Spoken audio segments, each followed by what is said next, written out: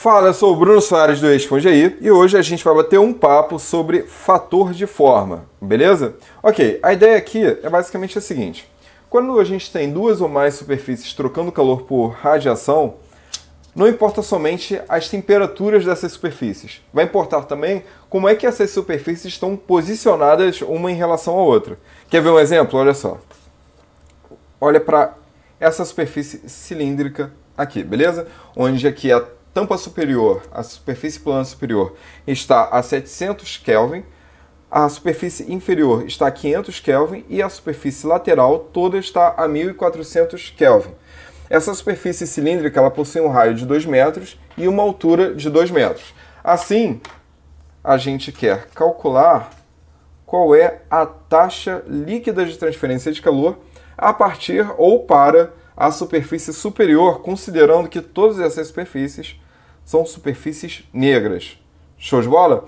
Beleza. Ah, não, tranquilo. Pô, vou calcular essa taxa de calor entre para a superfície 1. Então, tranquilo, eu vou fazer o seguinte, essa taxa de calor vai ser A1 vezes sigma, que é a nossa constante de Stefan-Boltzmann, que vamos explicar T1 a quarta menos T2 a quarta, e eu vou fazer a mesma coisa aqui para T1 a quarta menos T3 a quarta, certo? Cara, errado.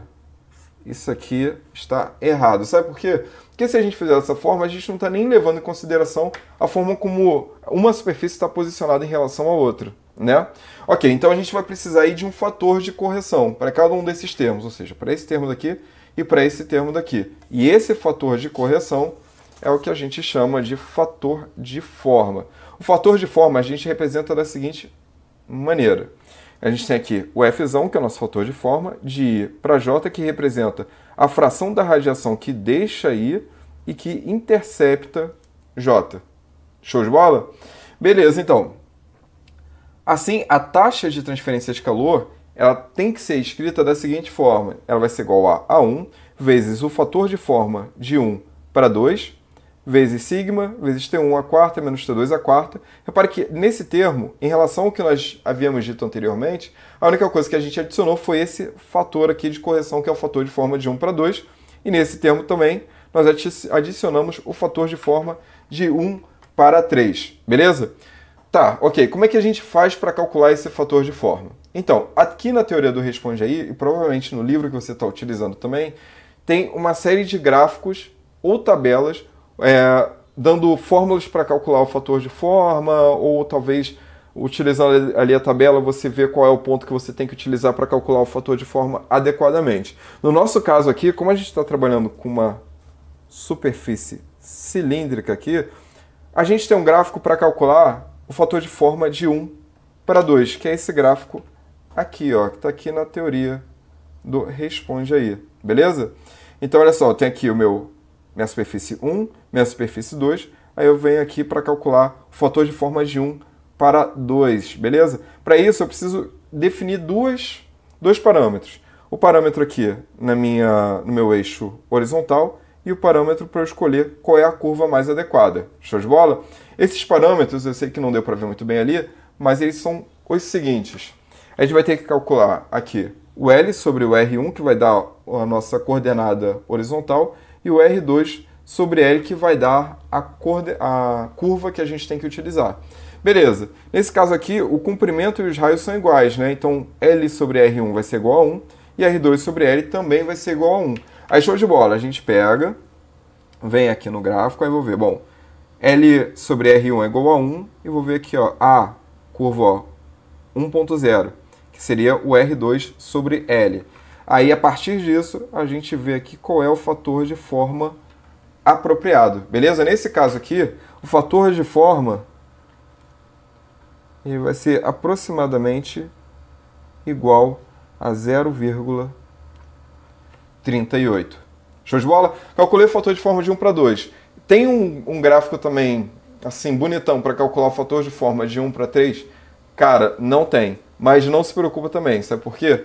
Porque tem algumas regrinhas do fator de forma que a gente pode utilizar para calcular esse fator de forma de 1 para 3 que a gente não tem. Ou seja, a gente calculou aqui o fator de forma de 1 para 2, mas a gente não tem o fator de forma de 1 para 3. É esse cara que a gente está interessado agora em calcular. Beleza, para isso vamos dar uma olhada em algumas regrinhas aqui. A primeira delas é a regra da reciprocidade, até um nome bonito, né? Que é dada da seguinte forma. Então, eu tenho o seguinte, ó. AI vezes o fator de forma de I para J é igual a AJ vezes o fator de forma de J para I. Ou seja, vamos supor que eu tivesse, ao invés de ter o fator de forma de 1 para 2, eu tivesse o fator de forma de 2 para 1. Como é que eu faço para calcular o fator de forma de 1 para 2? Nesse caso aqui, deixa eu pegar aqui um post-it, a gente teria basicamente o seguinte, olha só.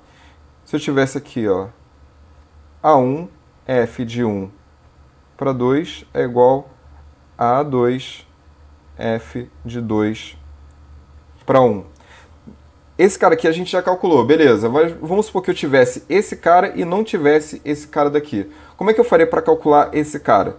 Bastaria isolar ele, né? Então, o fator de forma de 1 para 2 seria igual a área de 2 sobre a área de 1 vezes o fator de forma de 2 para 1.